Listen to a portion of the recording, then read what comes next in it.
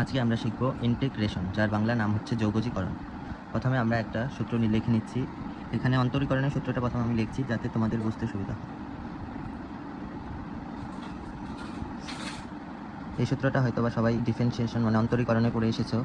এই সূত্রটা অন্তরীকরণে ছিল dx x⁴n = nx n-1 তম সংখ্যা।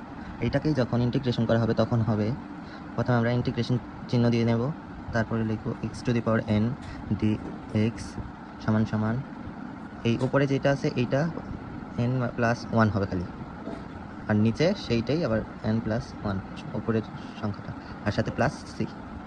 এইটা হচ্ছে সূত্র। এখন n = যদি 5 হয়, এখন n = 5 হলে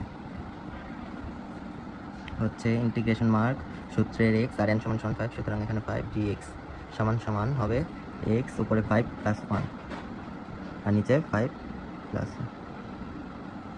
c। সুতরাং x⁶ নিচে 6 plus c। This is answer.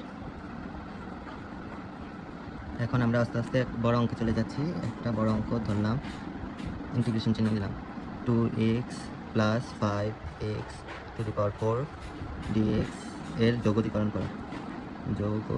করো।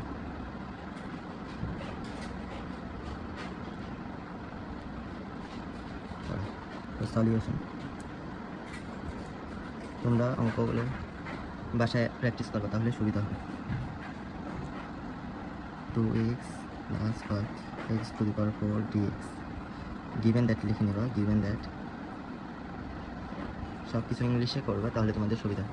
সমান এখন সূত্র, এই ইন্টিগ্রেশনটা দুইটার সাথেই আছে তাই আমরা দুইটাকেই দিয়ে দিব, আর এই ddxটা integration 2x dx plus integration 5x⁴ dx। এখন এই সূত্র অনুযায়ী বসালেই হয়ে যাবে। এখন আমরা এই সূত্র অনুযায়ী যদি বসাই, তাহলে এই 2 সামনে 2 যোগ, এটা 2 থাকবে, আর x এর উপরে 1 পাওয়ার আছে, তাই হবে x 1 + 1 1 + 1। আবার এখানে প্লাস, আবার এটার ক্ষেত্রেও সেম, 5টা সামনে থাকবে, এখানে x 4 + 1 4 + 1, আর এখানে একটা c হবে। এই সিটাই মূলত ইন্টিগ্রেশন তুলে দেওয়ার জন্য বসেছে। এখন হিসাব করলে 2x⁴ আর নিচে 2 প্লাস 5x⁵ 5 প্লাস c। এখানে 5 এখানে 5 কাটা, তোমরা কাটবে না, তোমরা এইভাবেই করে। এখন দেখা যাচ্ছে x⁴ plus x⁵ plus c। এইটাই আনসার। তো দেখছো তোমরা ইন্টিগ্রেশন মানে যৌগজীকরণ কোনো কঠিন বিষয় না, ইজি। যদি তোমরা ভালো মতো পড়ো তাহলে তোমাদের কাছে এটা সহজ মনে হবে। তা আমি আরেকটি অঙ্ক করছি, দেখো।